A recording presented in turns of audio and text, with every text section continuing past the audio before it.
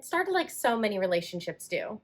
We both swiped right, and before I knew it, there was a direct message from him in my inbox. Cute little note about how he liked my freckles. He liked my freckles. And he wondered if the summer sun brought them out more than usual. We started texting each other, starting with banal statements like how he liked my eyes.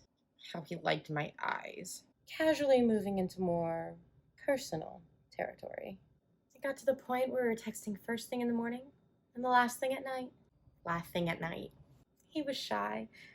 It was so cute. I could tell that he wanted to work up the nerve to ask me out, but lacked the confidence. I knew if he did ask me out and I said no, it would literally break him. It was adorable. I waited as long as I could, and then I finally decided to break the ice and ask him if he wanted to meet in person. Meet. In person, face to face, and go on a date. There was a carnival in town, and we decided to check it out. And we went and checked it out. He was so sweet and charming, buying us tickets to ride the rides. Buying a ticket to ride the rides? Oh, and then he bought us cotton candy. He bought us cotton candy, and we talked and laughed and talked some more. He tried to win me a stuffed animal, and I could tell that he was disappointed to fail. And all of a sudden, we were holding hands for the first time. Just walking, not saying much of anything. He drove me home, walked me to the door, and leaned in to kiss me goodnight. And then he leaned in to kiss me goodnight. Gentle at first, then not so gentle. And then not so gentle. Gentle at first, but then not so gentle, but with a slow burning passion that would either be extinguished or grow into an inferno. A few weeks he was living at my place, and in my mind I was already trying on his last name for size, thinking about what our children would look like and imagining what could be if we would just let it happen, thinking about what our children would look like, what could be if we only allowed it to happen. The change happened so slowly, I could barely register it. A brief look of disapproval over what I was wearing. Comment about the kitchen cleanliness. A joke about me not being as smart as I should be. For the most part, I ignored it, chalking it up to his having a bad day or me being oversensitive.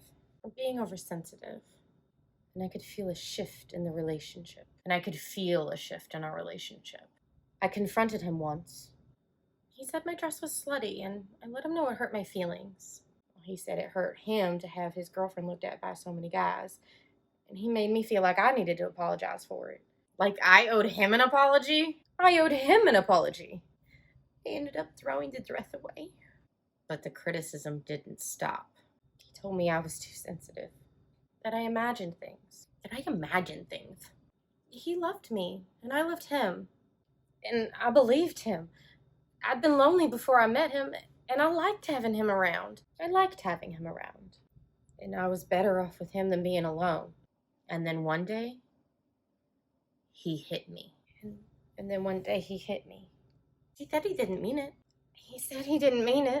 It was an accident. And then it happened again. He apologized the next day, bought me flowers and everything. And then it happened again. And I knew that we had to do something. I searched the internet. And I found that I could mix pain medicine, some cough syrup, and allergy medication, and distill it, mix it all together with some tomato sauce, and it would make him real sleepy. I thought about it for a few days. Not sure if I could even do it. And then on Saturday, he got drunk. Like he does every Saturday. And he pushed me against the wall. Because he thought the fridge was dirty. My refrigerator. My house. This fucker needed to die. We were gonna eat some spaghetti tonight. With spaghetti sauce. I watched him with his eyes barely ajar, his words slurry, and his eating sloppy as he fixed himself a second plate. It was now or never. I did it. From behind him, I slid a butcher knife across his throat. I did it.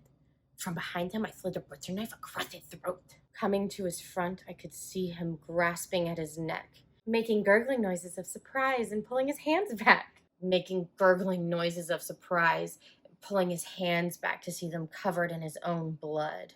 And then I plunged the knife into his chest as hard as I could. As hard as I could. But it barely penetrated.